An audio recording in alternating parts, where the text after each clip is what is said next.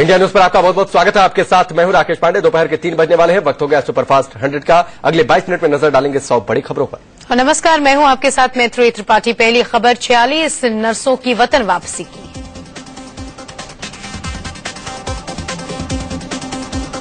Iraq से आजाद होकर 46 नर्सों की वतन वापसी हुई। एयर इंडिया का विमान नर्सों को इराक के एरबिल से मुंबई होते हुए कोची लेकर आया। कोची एयरपोर्ट पर लोगों ने नर्सों का जोरदार स्वागत किया। मौत के मुंह से बचकर कई जिंदगी पाने वाले नर्सों ने वतन वापसी पर खुशी का इजहार किया। अपनों से मिलकर नर्सें भावुक हो गईं। इराक से लौटी सभी नर्सें केरल की रहने वाली हैं।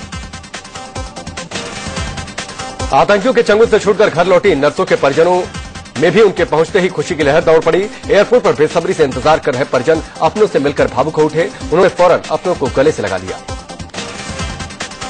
नर्सों के स्वागत के लिए केरल के मुख्यमंत्री ओमान चांडी भी कोची एयरपोर्ट पहुंचे हुए थे। सीएम की तरफ से नर्सों का खास स्वागत किया गया। सीएम ओमान चांडी ने नर्सों की वापसी के लिए पीएम नरेंद्र मोदी को धन्यवाद दिया। इन नर्सों के समेत करीब 180 भारतीय एयर इंडिया के विमान के जरिए इराक से भारत लौटे। अब उम्मीद जताई जा रही है कि मोसुल में बंधक बनाए गए 39 भारतीयों को भी जल्द ही छुड़ा लिया जाएगा। एयर इंडिया का विमान इराक के इरबिल एयरपोर्ट से नर्सों समेत करीब 180 भारतीयों को वतन लेकर वापस लौटा। विमान सुबह करीब 9 बजकर मुंबई एयरपोर्ट पर पहुंचा। यहां से करीब दोपहर 12:15 बजे विमान कोची पहुंचा। इराक में नर्सों को सुन्नी जिहादी गुरुब दोपहर बाद अज्ञात जगह लेकर चले गए थे। इसके बाद इनकी रिहाई को लेकर सभी लोग नाउमीद हो चुके थे, लेकिन अचानक भारतीय कोशिश रंग लाई और जिहादी नर्सों को कुर्द इलाके के बॉर्डर पर छोड़ने को तैयार हो गए। वतन लौट आई इन नर्सों को कल कुर्दिश अधिकारियों ने भारतीय अधिकारियों को सौंपा था। इराक में आतंकी संगठन ISIS ने नर्सों को तिक्रित स्थित उनके अस्पताल से अगवा किया था। बीजेपी नेता मुख्तार अब्बास नकवी ने नर्सों की रिहाई पर खुशी जाहिर की है। उन्होंने इसे मोदी सरकार की कामयाबी बताया। मोदी जी की सरकार की विदेश मंत्री सुषमा स्वराज जी को बहुत बहुत बधाई कि उन्होंने बहुत संवेदनशीलता, बहुत ही प्रभावी ढंग से, बहुत कूटनीतिक तरीके से हमारे जो भारत के लोग वहां फंसे हुए थे उनको उनके घरों तक पहुंचाने और वापस लाने में महत्वपूर्ण भूमिका निभाई। वहीं कांग्रेस नेता राशिद अल्वी ने इराक से नर्सों के वापस लौटने पर कहा कि उनके आने का हम स्वागत करते हैं, लेकिन सरकार अगर समय रहते बाकी फंसे लोगों को बुला लेती तो उसकी समझदारी पर सवाल न उठते। लेकिन सरकार अगर समय रहते बाकी फंसे लोगों को बुला लेती तो उसकी समझदारी पर सवाल न उठते। मौजूदा सरकार की समझदारी पे सवालिया निशान लगता है। अगर वो वहां के हालात पहले समझ लेते हम। यूएई में रहने वाले एक भारतीय व्यवसायी ने इराक से लौटी इन भारतीय नर्सों को खाड़ी देश नेपाल, भूटान और भारत स्थित अपने अस्पतालों में नौकरी की पेशकश की है। इस व्यवसायी का NMC ग्रुप यूएई और अन्य जगहों पर अस्पतालों की श्रृंखला संचालित करता है। BR शेट्टी नाम के इस भारतीय व्यवसायी ने कल के समाचार पत्रों में दिए गए विज्ञापनों के जरिए नर्सों को नौकरी देने का ऐलान किया। उन्होंने कहा कि इराक से वापस आ रही नर्सें अगर चाहें तो उनके कार्यालय से संपर्क कर सकती हैं। नर्सों की वतन वापसी पर कोची में बच्चों ने इराक के युद्ध के विरोध में प्रदर्शन किया। बच्चे हाथ पोस्टर लेकर आए और उन्होंने युद्ध का विरोध और शांति की अपील की। इलाहाबाद का एक परिवार भी इराक में दहशतगर्दी माहौल के बीच सुरक्षित अपने घर लौट आया है। परिवार के तीनों लोग इसे चमत्कार से कम नहीं मान रहे। तीनों के मुताबिक इराक में उन्होंने देखा उसे वो पूरी जिंदगी भूल नहीं पाएंगे। उधर अमेरिका ने इराक पर चिंता जताई है। अमेरिका ने कहा कि इराक और सीरिया के बड़े हिस्से पर ISIS के कब्जे से सुरक्षा का गंभीर खतरा फैल चुका है। इराक में जल्द ही नई सरकार बननी चाहिए। महापंचायत को लेकर कल हुए बवाल के बाद मुरादाबाद में आज हालात काबू में है। चप्पे चप्पे पर पुलिस की तैनाती हुई है। कांट इलाके में अभी भी तनाव के हालात बने हुए हैं। मुरादाबाद के कांट इलाके में सुबह ज्यादातर दुकानें बंद देखी गई। सड़कों पर सन्नाटा पसरा रहा। रेलवे स्टेशन पर भी लोगों की आवाजाही ना के बराबर दिखी। मुरादाबाद के कांट में शुक्रवार को हुए बवाल के बाद सियासी घमासान शुरू हो गया। बीजेपी विधायक संगीत सोम ने कहा कि यूपी सरकार समुदाय विशेष को आपस में लड़ाने का काम कर रही है। वो नहीं चाहती कि यूपी में लोग भाईचारे के साथ रहें। समाजवादी पार्टी का तो ये मैनिफेस्टो टाइप का है कि वो हिंदू मुस्लिम को लड़ा के इस तरीके की धार्मिक भावनाओं को पैदा करके और धार्मिक उन्माद पैदा करा के वो इस तरीके के मामले कराती है। ये भी समाजवादी पार्टी के द्वारा ही एक मैनिपुलेट किया हुआ मामला है। बीजेपी विधायक संगीत सोम ने आरोप लगाया कि मुरादाबाद में हिंसा के हालात पैदा कर यूपी सरकार सूबे में बिजली, पानी और खस्ताहाल कानून व्यवस्था से लोगों का ध्यान बटाना चाहती है। यूपी में आज लॉ एंड ऑर्डर की प्रॉब्लम है और आज चरम पे बलात्कार, लूट, हत्याएं हो रही हैं। भारतीय जनता पार्टी के कार्यकर्ताओं को, नेताओं को टारगेट बना के उन पे हमले किए जा रहे हैं, उनकी हत्या की जा रही है। उन सबसे डाइवर्ट करने के लिए समाजवादी पार्टी इस तरीके के काम कराती रहती है। एसपी महासचिव रामगोपाल यादव ने मुरादाबाद में हुए बवाल पर कहा कि बीजेपी जानबूझकर अपने फायदे के लिए यूपी में हिंसा फैला रही है। रामगोपाल ने कहा कि सरकार हिंसा फैलाने वालों से सख्ती से निपटेगी। उत्तर प्रदेश सरकार की भी बर्दाश्त की एक सीमा होती है और इस सीमा का अतिक्रमण बार बार अगर बीजेपी करेगी तो फिर प्रशासन को कठोरतम कार्रवाई करने को बाध्य होना पड़ेगा। एसपी महासचिव नरेश अग्रवाल ने कहा कि बीजेपी विधायक संगीत सोम जैसे विघटनकारी लोगों के खिलाफ राष्ट्रद्रोह का मुकदमा दर्ज होना चाहिए। ये संगीत सोम ऐसे जो विघटनकारी लोग हैं, जो सांप्रदायिक शक्तियां हैं, इनको कुचलने के लिए सरकार को बहुत कड़ी कार्रवाई करनी चाहिए। राष्ट्र का या राष्ट्रद्रोह का अगर मुकदमा लगाने की जरूरत पड़े तो सरकार को लगाना चाहिए। एसएसपी मुरादाबाद ने कांच में एसडीएम और सीडीओ के साथ प्रेस कॉन्फ्रेंस की। एसएसपी का कहना है कि ठाकुर द्वारा उपचुनाव को देखते हुए वोटों के ध्रुवीकरण की खातिर बीजेपी ने सारा बवाल सोची समझी रणनीति के तहत कराया है। एसपी के बयान पर बीजेपी भड़क गई है। बीजेपी नेता श्रीकांत शर्मा का कहना है कि अपराधियों पर कार्रवाई की बजाय मुरादाबाद के एसएसपी धर्मवीर सिंह अखिलेश यादव के प्रवक्ता के बयान दे रहे हैं। विदेश राज्य मंत्री वीके सिंह ने यूपी की बिगड़ती कानून व्यवस्था पर कहा कि केंद्र सरकार की नजर यूपी में हो रही गतिविधियों पर है। उन्होंने मीडिया के जरिए सीएम अखिलेश यादव से गुजारिश की कि वो कानून व्यवस्था पर ध्यान दें। कांग्रेस प्रवक्ता राशिद दलवी ने मुरादाबाद में हुए बवाल के लिए बीजेपी को जिम्मेदार ठहराया। प्रधानमंत्री ने इलेक्शन के बीच में कितनी बार कहा वो ऐसे देश की कल्पना करते हैं जहां पे कोई कम्युनल राइट ना हो, और उन्हीं के लोग वहां पे ये हंगामा कर रहे। पुलिस पर पथराव उन्होंने किया। लोकसभा अध्यक्ष सुमित्रा महाजन ने 7 जुलाई से शुरू होने जा रहे बजट सत्र को लेकर सर्वदलीय बैठक बुलाई, जिससे 1 महीने तक चलने वाला लोकसभा सत्र सुचारू रूप से सके। मोदी सरकार 10 जुलाई को अपना पहला बजट पेश करेगी। बजट सत्र से पहले बुलाई गई सर्वदलीय बैठक में लोकसभा में सीटों के बंटवारे को लेकर बात हुई। एसपी सुप्रीमो मुलायम सिंह यादव को पहली कतार में बैठने को लेकर हरी झंडी मिल गई है।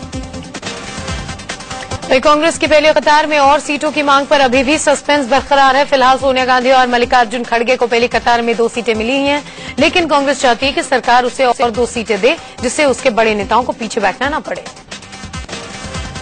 कांग्रेस ने लोकसभा में विपक्ष के नेता का पद नहीं दिए जाने पर तेवर कड़े करने के संकेत दिए हैं। कांग्रेसी अखबार के मुताबिक कांग्रेस इस बात पर विचार कर रही है कि अगर लोकसभा स्पीकर उन्हें नेता विपक्ष का पद नहीं देती है तो वो कोर्ट जा सकती है।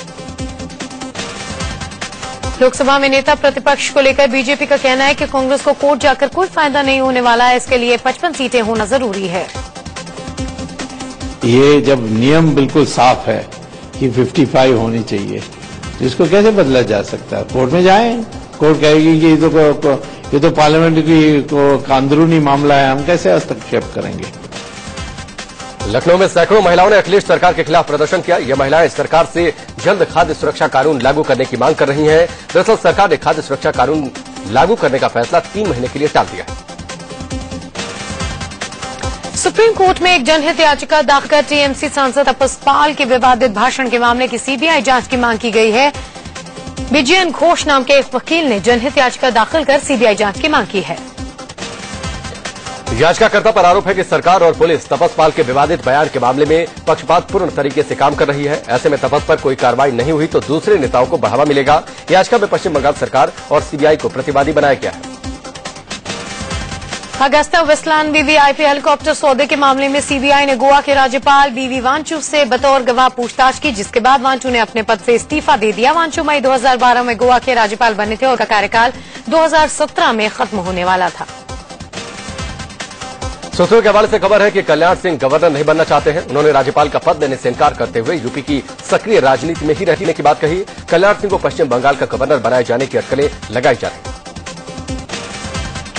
मोदी सरकार 7 नए राज्यपालों की नियुक्ति करने वाली है। पंजाब में विजय कुमार मल्होत्रा और राजस्थान में कैलाश जोशी की नियुक्ति लगभग तय मानी जा रही है। बाकी नामों पर भी अंतिम मुहर जल्द लगने की खबर है। महाराष्ट्र में बीजेपी शिवसेना के अलावा कांग्रेस एनसीपी गठबंधन में भी सीट बंटवारे को लेकर खटपट की खबर है। एनसीपी ने कांग्रेस से 144 सीटों की मांग की है। एनसीपी नेता अजित पवार ने तर्क दिया है कि लोकसभा चुनाव में कांग्रेस की अपेक्षा एनसीपी को ज्यादा सीटें आई हैं। महाराष्ट्र विधानसभा में कुल 288 सीटें हैं। एनसीपी लोकसभा चुनाव में ज्यादा सीटों पर जीत को आधार बनाते हुए 144 सीटों की मांग कर रही है। कांग्रेस ने एनसीपी को 2004 में 124 जबकि 2000 में 114 सीटें दी थी। महाराष्ट्र में विधानसभा चुनाव से ठीक पहले बीजेपी शिवसेना गठबंधन को लेकर सियासत गर्मा गई है। सीटों के बंटवारे को लेकर गठबंधन टूटने के संकेत मिल रहे हैं। महाराष्ट्र में विधानसभा की 288 सीटें हैं। सूत्रों से खबर है कि बीजेपी और शिवसेना के बीच सीटों के बंटवारे को लेकर पसोपेश की स्थिति है। जो पार्टी ज्यादा सीटें जीतेगी सीएम पद के लिए उसकी दावेदारी ज्यादा मजबूत होगी। गठबंधन को लेकर शिवसेना के प्रवक्ता संजय राउत ने सफाई दी है। संजय राउत ने कहा कि बीजेपी शिवसेना के गठबंधन में कोई दरार नहीं। उद्धव ठाकरे और राजनाथ के बहुत अच्छे संबंध हैं। शिवसेना से गठबंधन को लेकर महाराष्ट्र बीजेपी के अंदर खलबली मची हुई है। महाराष्ट्र बीजेपी के अध्यक्ष देवेंद्र फडणवीस ने कहा है कि उनकी पार्टी महाराष्ट्र की सभी विधानसभा सीटों पर चुनाव की तैयारी कर रही है, लेकिन उन्होंने साफ किया कि वो अपने दोस्तों के साथ चुनाव लड़ेंगे। हमने पूरे 288 जो मतदार संघ है वहां के हमारे कैडर को काम पे लगने को कहा है। तो मुझे लगता है इसमें कंफ्यूजन की कोई बात ही नहीं है। हम लोग तैयारी पूरी कर रहे हैं, लेकिन साथ में हमारे जो दोस्त हैं उनको लेकर ही हम लड़ने वाले हैं, ये स्पष्ट है। बढ़ती महंगाई के बीच मुंबईकरों के लिए एक और बुरी खबर के संकेत मिल रहे हैं। महंगाई में ऑटो किराया मुंबई में अब और महंगा हो सकता है। किराया बढ़ाने के लिए बॉम्बे हाईकोर्ट से इजाजत मांगी गई। बॉम्बे हाईकोर्ट से ऑटो का किराया बढ़ाने की इजाजत मिलते किराया करीब 2 रुपए बढ़ जाएगा। अभी मुंबई में ऑटो का कम से कम 15 रुपए किराया है। बढ़ोतरी के बाद किराया 17 रुपए न्यूनतम हो जाएगा। पेट्रोलियम मंत्रालय ने रसोई गैस और केरोसिन के दाम में इजाफे की खबर का खंडन किया है। पहले इस तरह की खबरें आई थी कि जल्द ही रसोई गैस सिलेंडर 250 रुपए जबकि केरोसिन ऑयल 4 से 5 रुपए प्रति लीटर महंगा हो सकता है। इससे पहले खबर आई थी कि पेट्रोलियम मंत्रालय राजनीतिक मामलों कैबिनेट कमेटी के सामने केरोसिन और एलपीजी के दामों में बढ़ोतरी करने की सिफारिश कर सकता है। पेट्रोलियम मंत्री ने ऐसी किसी भी खबर से इनकार कर दिया है।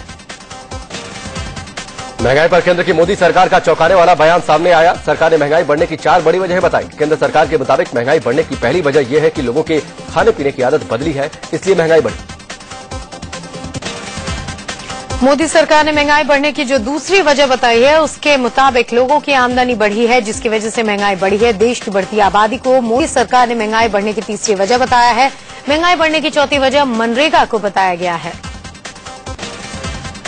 महंगाई के विरोध में समाजवादी पार्टी के कार्यकर्ताओं ने वाराणसी में अनोखा प्रदर्शन किया। इन कार्यकर्ताओं ने एक ऑटो को अच्छे दिन एक्सप्रेस का नाम दिया, फिर इसके ऊपर सिलेंडर और सब्जियां बांधकर भैंस से खिंचवाया।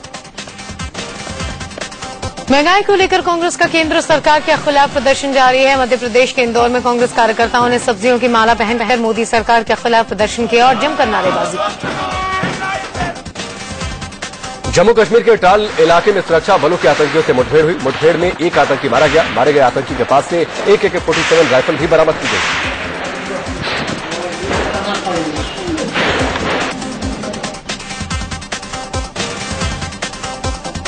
लंबे इंतजार के बाद आखिरकार वैष्णो देवी जाने वाले श्रद्धालुओं की एक बड़ी मुराद पूरी हो गई। कल प्रधानमंत्री नरेंद्र मोदी ने कटरा उधमपुर रेलवे सेवा का उद्घाटन किया और हरी झंडी दिखाकर कटरा स्टेशन से पहली ट्रेन श्री शक्ति एक्सप्रेस को रवाना किया। उधमपुर कटरा रेलवे लाइन शुरू हो जाने से वैष्णो देवी जाने वाले श्रद्धालु सीधे कटरा पहुंच सकेंगे। अभिनेता आदित्य पंचोली ने दिवंगत अभिनेत्री जिया खान की मां राबिया खान के खिलाफ मुंबई हाईकोर्ट में 100 करोड़ की मानहानि का केस दर्ज किया है। आदित्य ने राबिया पर उनके परिवार को बदनाम करने का आरोप लगाया है। आदित्य पंचोली ने जिया खान की मां राबिया की ओर से ट्विटर पर उनके परिवार के खिलाफ असभ्य भाषा के इस्तेमाल के चलते मानहानि केस किया है। प्रीति जिंटा से छेड़छाड़ के मामले में आज से नेस वाडिया की तरफ के गवाहों का मुंबई पुलिस बयान दर्ज करेगी। पिछले दिनों नेस ने 9 गवाहों की लिस्ट मरीन ड्राइव पुलिस को दी है। पंजाब किंग्स 11 के अधिकारी तारा शर्मा के बयान के बाद नेस वाडिया की मुश्किलें बढ़नी तय है। गवाह के तौर पर दिए बयान में तारा ने प्रीति के आरोपों को सही बताया। पंजाब किंग्स 11 की हॉस्पिटैलिटी हेड तारा शर्मा 30 मई को वानखेड़े स्टेडियम में मौजूद थी, जहां नेस प्रीति का विवाद हुआ था। बिग बॉस 5 की कंटेस्टेंट रही पूजा मिश्रा ने बॉलीवुड एक्टर शीशा कोप्पिकर के पति टिमी नारंग और उनके भाई राहुल पर छेड़खानी का आरोप लगाया। इसके बाद एक बार फिर से चलिए खबरों की शुरुआत करते हैं। सारा समूह के मुखिया सुब्रत रॉय को सुप्रीम कोर्ट से राहत नहीं मिली है। सारा की जमानत याचिका पर सुप्रीम कोर्ट ने फैसला सुरक्षित रख लिया। पूर्व केंद्रीय मंत्री शशि थरूर की पत्नी सुनंदा पुष्कर की मौत की सीबीआई जांच की मांग को लेकर सुप्रीम कोर्ट में एक जनहित याचिका दायर की गई। अर्जी में यह भी मांग की गई है कि शशि थरूर की भूमिका की जांच हो। मध्य प्रदेश के जबलपुर में नेताजी सुभाष चंद्र बोस मेडिकल कॉलेज के डीन ने अपने घर में सुसाइड कर लिया। मेडिकल कॉलेज के डीन डॉक्टर के शाकले ने अपने घर के पीछे बने बगीचे में केरोसिन का तेल डालकर खुद को आग लगा दी। डॉक्टर डीके शाकल्य को अस्पताल ले जाया गया, लेकिन उन्हें बचाया नहीं जा पाया। सूत्रों के अनुसार घटनास्थल से सुसाइड नोट मिला है। पुलिस डॉक्टर शाकल्य की मौत को संदिग्ध बता रही है और जांच के बाद ही किसी नतीजे पर पहुंचने की बात भी कह रही है। कांग्रेस महासचिव दिग्विजय सिंह ने जबलपुर मेडिकल कॉलेज के डीन की मौत पर सवाल उठा दिए। दरअसल डॉक्टर शाकल्य के डीन बनने के बाद जबलपुर मेडिकल कॉलेज में फर्जी डॉक्टरों पर सबसे ज्यादा कार्रवाई हुई। उत्तरकाशी के संगम चट्टी इलाके में एक निर्माणाधीन पुल गिर जाने से मजदूर की मौत हो गई, जबकि 3 गंभीर रूप से घायल हो गए। दिल्ली के जगतपुरी इलाके में देर रात एक कार ने 7 साल के बच्चे को रौंद दिया। इंदौर में दिन दहाड़े बदमाश पिस्तौल की नोक पर एक दुकानदार से मोटी रकम लूट ले गए। 3 बदमाश दुकान पर आए, जिनमें से एक ने दुकानदार की करपटी पर पिस्तौल रखी और दुकान में रखे सारे पैसे लेकर फरार हुआ। इंदौर में एक बार फिर पुलिस ने गुंडों का आतंक खत्म करने के लिए सड़क पर गुंडों का जुलूस निकाला। यूपी के बस्ती में सरेआम पुलिस की गुंडई देखने को मिली। चेकिंग के नाम पर एक टीचर को तो पुलिस वाले ने बीच रात थप्पड़ भी चढ़ दिया।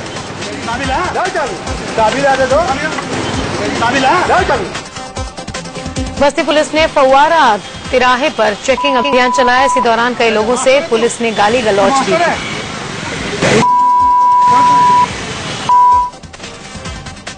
लोगों से बस्ती पुलिस की ये बदतमीजी कोतवाल की देखरेख में हो रही थी।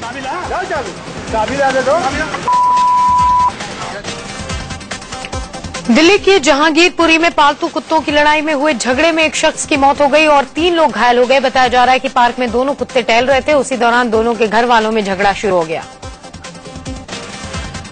दिल्ली से सटे ग्रेटर नोएडा में बदमाशों ने एक बाइक सवार को गोली मार दी। आसपास के लोगों ने बाइक सवार को अस्पताल में भर्ती करवाया। दरअसल नूज नाम का ये शख्स अपनी दुकान बंद करके बाइक से घर लौट रहा था। रास्ते में कार सवार बदमाशों ने उसे रोक लिया और गोली मार दी। यूपी की गाजीपुर पुलिस ने दोहरे हत्याकांड के मामले में 2 लोगों को गिरफ्तार किया है। बहरियाबाद इलाके में 21 जून की रात संग्राम मौर्य और भगवान मौर्य की गला काटकर हत्या कर दी गई थी। हरियाणा के फरीदाबाद में एक युवक की दिन दहाड़े गोली मारकर हत्या कर दी गई। लखनऊ के दुर्ग विजयगंज इलाके में एक महिला की रहस्यमय स्थिति में लाश मिलने से सनसनी फैल गई। हरियाणा के रोहतक में एसपी ऑफिस के बाहर एक शख्स ने केरोसिन डालकर खुद को आग के हवाले कर दिया। फरीदाबाद पुलिस ने सूर्या बिहार इलाके में सेक्स रैकेट को बेनकाब करते हुए 5 महिलाओं समेत 7 लोगों को गिरफ्तार किया। यूपी के प्रतापगढ़ में नाबालिग छात्रा के अपहरण, दुष्कर्म और अश्लील एमएमएस बनाने का सनसनीखेज मामला सामने आया है। प्रतापगढ़ के सर्वोदय इंटर कॉलेज के प्रिंसिपल पर आरोप है कि उसने 11वीं की छात्रा को मार्कशीट देने के बहाने बुलाया और प्रबंधक के साथ मिलकर अगवा कर सुनसान कमरे में लेकर गया। अश्लील एमएमएस बनाकर छात्रा को ब्लैकमेल करने की कोशिश की गई। कोयम्बटूर में किसानों ने अवनी उत्सवम त्योहार का नाच गाने के साथ स्वागत किया। फीफा वर्ल्ड कप के पहले क्वार्टर फाइनल मुकाबले में जर्मनी ने फ्रांस को 1-0 से आकर सेमीफाइनल में एंट्री बना ली। दूसरे क्वार्टर फाइनल मुकाबले में ब्राजील ने कोलंबिया को 2-1 से हरा दिया। इस मैच में ब्राजील के लिए 2 गोल हुए। ब्राजील के स्टार खिलाड़ी नेमार जर्मनी के खिलाफ मैच में नहीं खेल पाएंगे। कोलंबिया के स्टार क्वार्टर फाइनल मुकाबले में नेमार को चोट लग गई। सचिन तेंदुलकर संन्यास के बाद एक बार फिर से बल्ला थामने के लिए तैयार है। मेलबर्न क्रिकेट क्लब बनाम रेस्ट ऑफ वर्ल्ड 11 के मैच में सचिन एमसीसी टीम की कमान संभाल रहे हैं। लॉर्ड्स में चल रहे वनडे मैच में रेस्ट ऑफ वर्ल्ड 11 ने टॉस जीतकर पहले बल्लेबाजी का फैसला लिया।